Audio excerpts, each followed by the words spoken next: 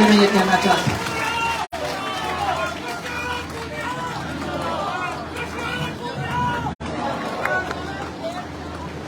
माननीय मंत्री महोदय, पिछले दिनों बालान से एक हमारे साथी, ध्यान से सुनो, बालान से हमारे एक साथी हमारे साथ पार्टी में जुड़ाव किया, बजय सिंह जी हैं और वो सभा में ही है। उन्होंने मुझे एक बात बताई है खड़े होकर, जिन्होंने दिखाया, मुझे बड़ा तकलीफ हुई कि इतना तक अगर लोग कर सकते हैं तो उनके साथ कितना धोखा हुआ। और ये वो व्यक्ति है जो बस में चढ़ा और हॉस्पिटल पहुंचा, और हॉस्पिटल पहुंच के एक मांग रखती कि मेरा विधायक काड़ा नहीं होना चाहिए, मेरी आंख दूंगा। कोई अंग काट के दे सकता है क्या? और जब आदमी अंधा हो जाता है, संसार ही चला जाता है। और उस व्यक्ति ने आंख देने तक की बात कर ली थी, और जब इसके ऊपर विपदा आई थी तो वो समाज को आगे करके बैठ गया था कि मेरे तो समाज का मामला है, मैं कुछ नहीं कर सकता।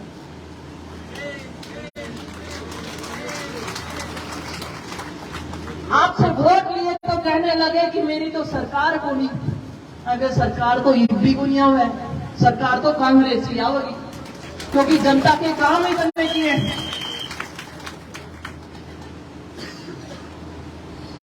जनता के हित के लिए एक एक योजनाएं माननीय मुख्यमंत्री अशोक गहलोत जी ने की है, और उनके मुख्यमंत्री के नेतृत्व में माननीय कैबिनेट मंत्री गोविंद राम मेघवाल जी ने भी कैबिनेट मंत्री होने के नाते मोहर लगाने का काम किया है कि ये कि अंतिम पंक्ति में बैठे व्यक्ति तक वो योजनाएं जानी चाहिए।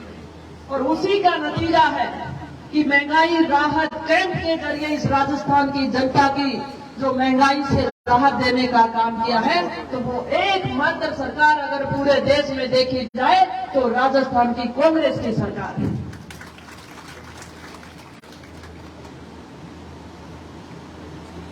मैं यहां कहना चाहती हूं आप सबसे कि हमने हर उस योजना को यहां लाने का काम किया। मैं थोड़ी सी बातें और बोलूंगी आप सबके बीच में। जो लोग केंद्र की सत्ता में आए थे, जो लोग केंद्र की सत्ता में आए थे, महंगाई को मिटाना चाहते थे, और उस महंगाई को मिटाने के लिए हमारे यहां से भी सांसद चुन के गया था, उसका भी वोट वहां पर लगा था प्रधानमंत्री चुनने के लिए। क्या कभी भी महंगाई शब्द इनके मुख पे सुना गया? कभी ये राजस्थान में जनता के हितों के लिए सड़कों पे आए क्या? इन्हें तो मुख्यमंत्री की लड़ाई लड़ रहे थे, जनता से इन्हें फिक्र नहीं थी, और दूसरी तरफ जन कल्याणकारी योजनाएं देने का काम इतना मजबूती से रखा कि विपक्ष अपने घरों में बंद हो गया, सड़कों पे नहीं उतर पाया। ऐसी योजनाएं राजस्थान सरकार ने दी है, कांग्रेस की सरकार और माननीय मुख्यमंत्री अशोक गहलोत जी ने, और जिसका अनुभव आप सब भी प्राप्त कर रहे हैं। जैसा मैं बता रही थी कि मोथा कॉलेज आज हमारे यहाँ पर बोलने के लिए राजकीय महाविद्यालय राजगढ़, राजकीय कन्या महाविद्यालय राजगढ़, राजकीय कृषि महाविद्यालय चांदकोठी, राजकीय महाविद्यालय सिद्धमुख, 4 कॉलेज सरकारी कॉलेज मौजूद। और कितने स्कूल कर्मोन्वित किए, कितने स्कूलों में भवन बनवाने का काम किया, कितने स्कूल हमने अंग्रेजी मीडियम के किए। पशु चिकित्सालय हम लेकर आए, पशु स्वास्थ्य उपकेंद्र हम लेकर आए, स्वास्थ्य केंद्र हम लेकर आए, पीएचसी हम लेकर आए, उप स्वास्थ्य केंद्र हम लेकर आए, सीएचसी हम लेकर आए, उप जिला अस्पताल हम लेकर आए। 200 किलोमीटर तक की सड़कें बन चुकी हैं और निर्माणाधीन। झुंझुनू से लेकर भादरा तक, राजगढ़ सिद्धमुख होते हुए इतना लंबा रोड जो निर्माणाधीन है।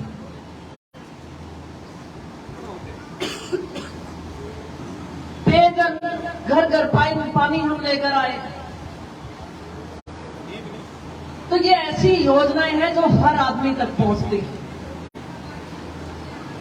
तो विचार करने की जरूरत है। जो लोग शब्दों का माया जाल लेकर इन 5 महीनों में आपके बीच में फिरेंगे, झूठी मूठी मीडिया पहुंचाएंगे, लेकिन विचार करो कि कांग्रेस पार्टी ने हमें क्या दिया है, क्या दिया है।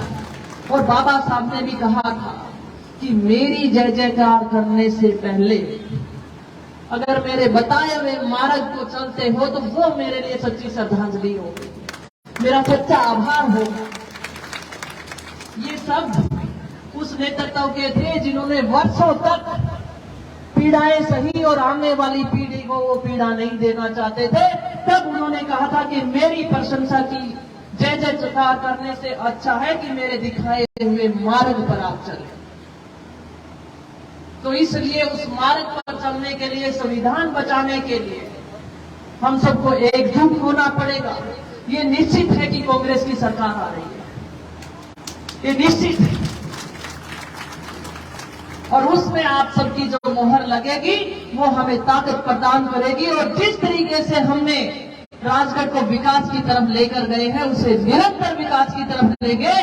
और ये एक दिन हो जाएगा कि राजगढ़ का बच्चा अगर पढ़ने आया है तो मैं कमरा किराए पर दूंगा। जिस तरीके से राजगढ़ के बच्चों को किराए पे कमरा नहीं मिलता था, आने वाले समय में राजगढ़ के बच्चे को वो मान सम्मान हम देना चाहते हैं।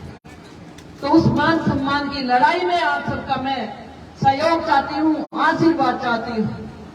लोग तरह तरह की बातें करेंगे, आप सीधे मिलिए। माननीय मंत्री महोदय और हमारे बीच में हमारे साथी विधायक मनोज जी भी बैठे हैं। मैंने इन लोगों से एक ही बात चुनाव से पहले कही थी कि सीधे मिलना। ये जितनी भी जनता यहाँ पर बैठी है उसमें से किसी भी व्यक्ति को मैंने ये नहीं कहा कि फलाने को लेकर आना तब मैं आपका काम करूँ। और उसके अलावा मैंने कभी इनसे ये नहीं पूछा कि आपने मुझे वोट दिए कि नहीं दिए, या आगे दोगे कि नहीं दोगे। मैंने निष्पक्ष भाव से आप लोगों की सेवा करने का काम किया है। अगर इसी तरीके से अगर आप सबको संतुष्टि है कि मैं इसी तरीके से आगे बढ़ती रहूं, आपके साथ खड़ी रहूं, तो दोनों हाथ खड़े करके दिखा।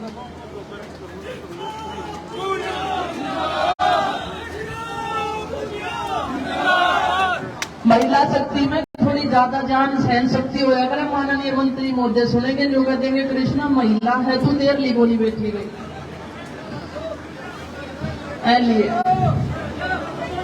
अब मैं ज्यादा देर नहीं बोलूंगी, अब मैं अपनी बात को समाप्त करने की ओर हूं।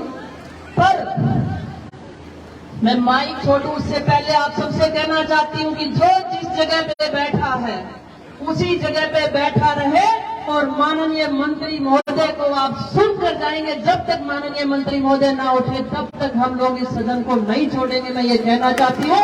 और इस साधनपुर की जनता का मैं दिल की गहराइयों से आभार व्यक्त करती हूँ कि आज जो ताकत आपने मुझे दी है वो विरोधियों की आवाज बंद कर देगा, ये मैं कहना चाहती हूँ। आप सबका बहुत बहुत आभार। जय भीम, जय भारत।